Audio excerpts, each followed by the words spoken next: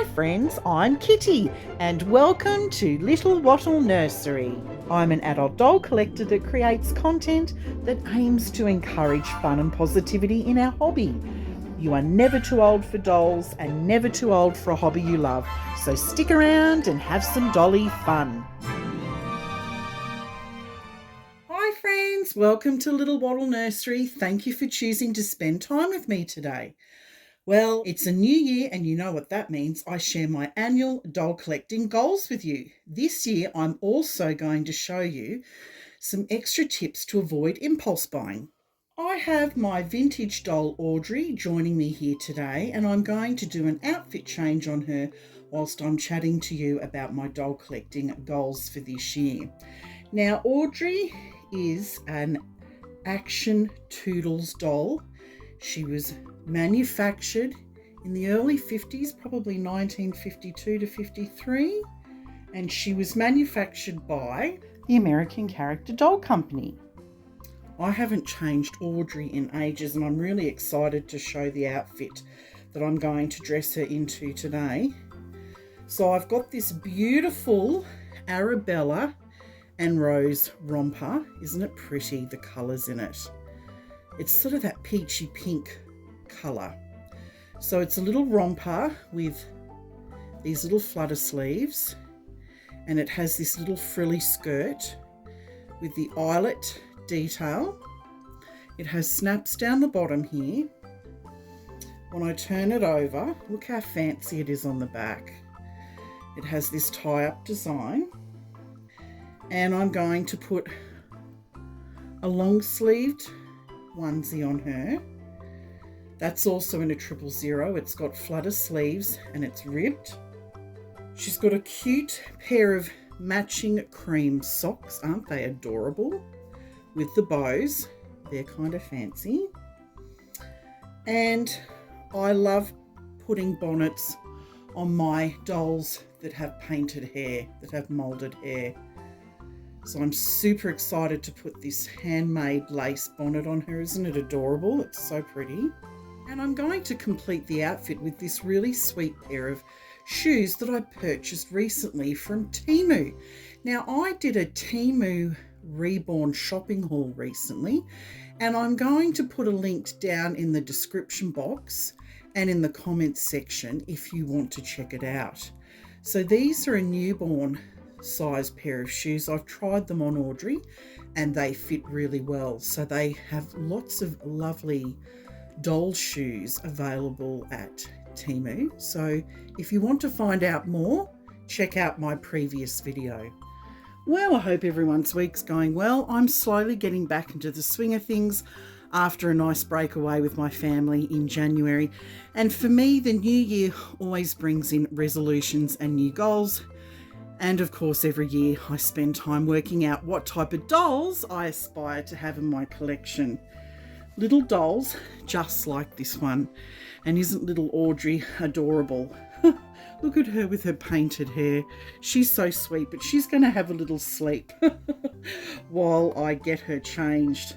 I absolutely adore this outfit that she's wearing. This one was from Children's Salon.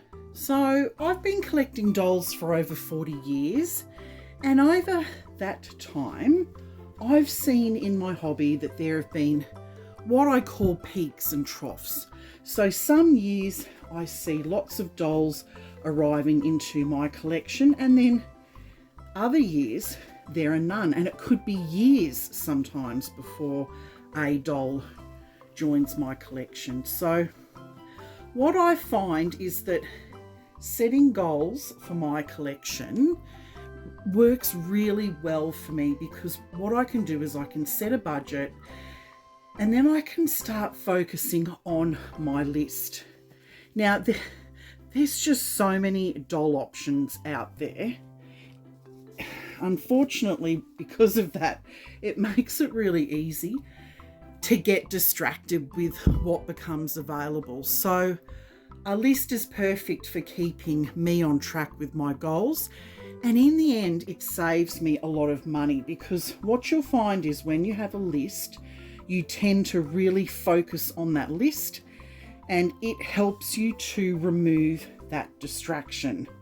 And you will be distracted. You'll see dolls come up on reborns.com. I get emailed all the time when a new doll comes up from my favourite artist. If you're on Facebook group pages, you'll be inundated with all these, with an array of dolls depending on what kind of group pages that you're on. The same with Instagram. It's just everywhere. So, and then of course we watch each other's dolly channels, and you know, we totally lust after some of the dolls that we see on our friends' channels. So, you know, there is just temptation wherever you go. And so honestly, a list is, I'm telling you, it's the best way to go. And I've been doing it for years and years and years. So this year, my overall goal, oh, isn't that freaky? That's freaky when one of the eyes are open and the other's closed. Oh, you gotta love that about vintage dolls.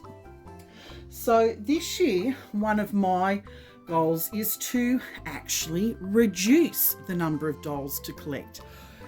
When I celebrated my milestone birthday back in July 2021, I had some family and friends who very generously gifted me dolls for my special milestone birthday. So I ended up with a whopping, I think it was 10 dolls that joined 10 dolls that joined my collection that year.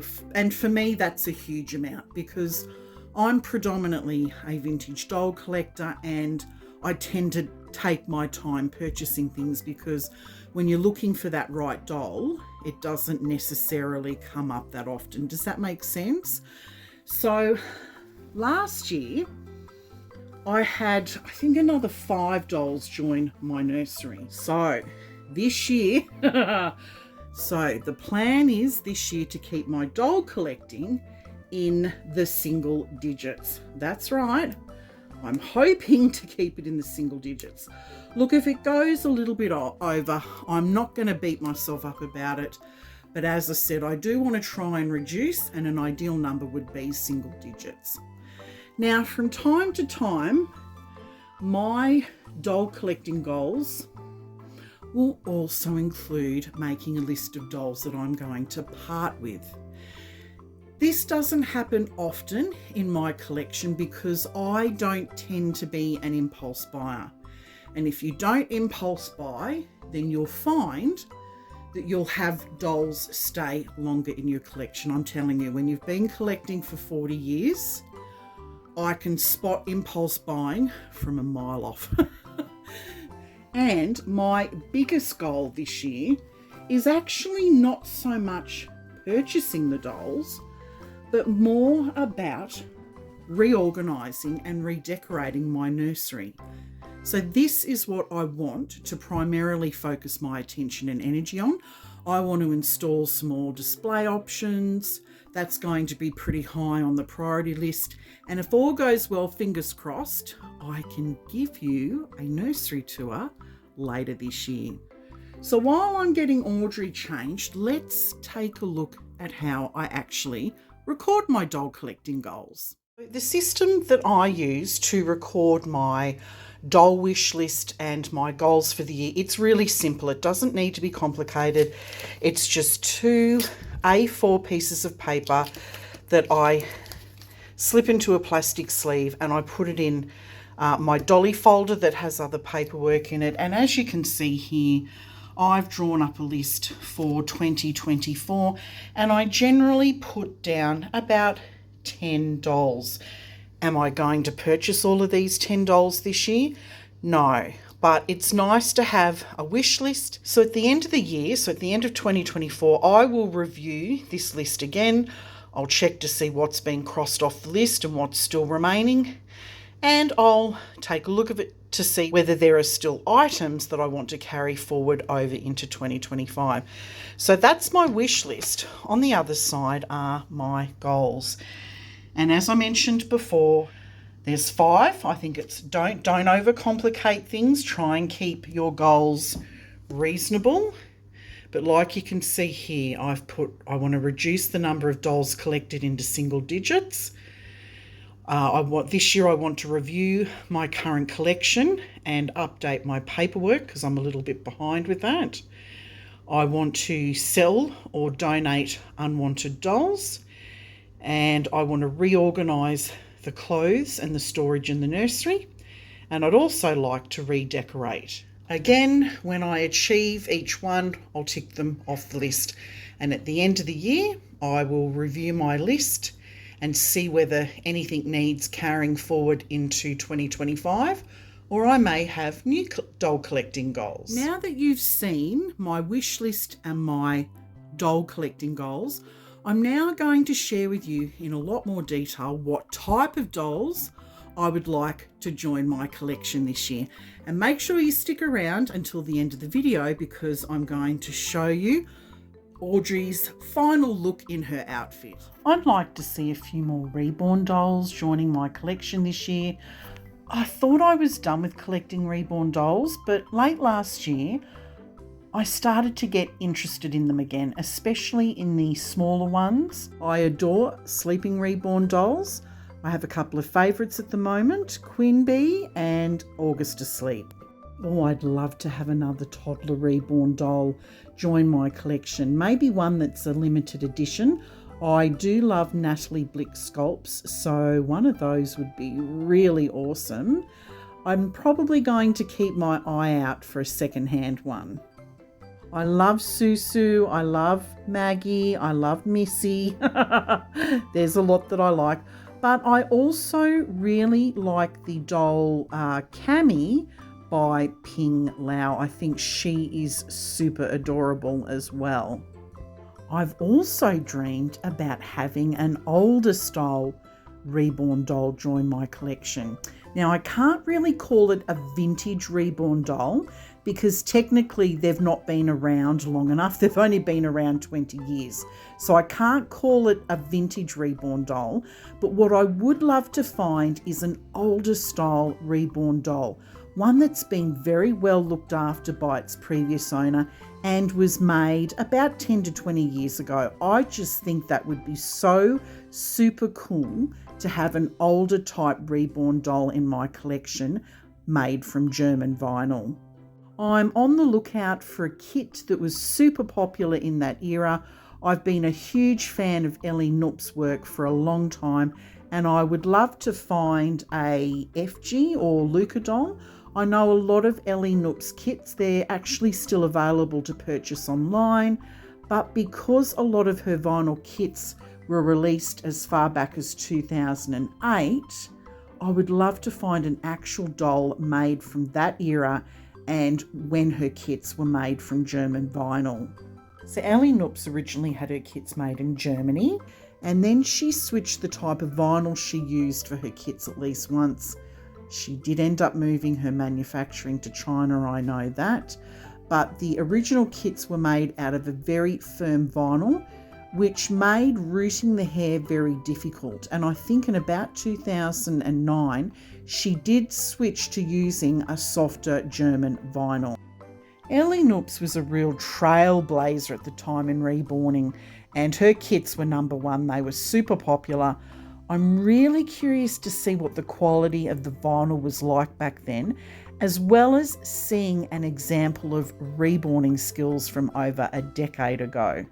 I'm also curious to see how much has changed over the decades. Vintage dolls are also high on my list of priorities for 2024. I will be definitely keeping my eye out for a brunette Toodles doll or an ideal Saucy Walker or Penny doll.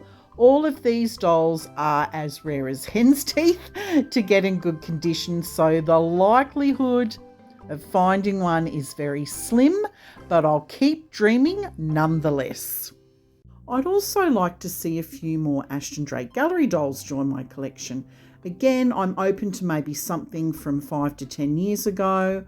I love Waltraud Hannell's work, so I'm definitely on the lookout for more of their work. I'd also like to see a few more toddler dolls join my collection. I'm not sure what type yet, so I'm pretty open in that regard. And I'm still on the fence about whether to start collecting ball jointed dolls, specifically Blythe dolls. Last year I did a lot of research on these dolls, but I still don't know enough to confidently purchase one yet. So watch this space. So here is the final look for Audrey. I adore this really sweet handmade bonnet. Isn't that lovely? And this coloured outfit looks so lovely against her complexion. Look at the beautiful floral details and of course those sweet little shoes that just fit beautifully from Temu. Oh, she is just so scrumptious. So that's a wrap on my doll collecting goals for 2024. Do you have any doll collecting goals for this year? If you do, I'd love to hear what they are down in the comments section below. I look forward to seeing you in my next video. Bye everyone.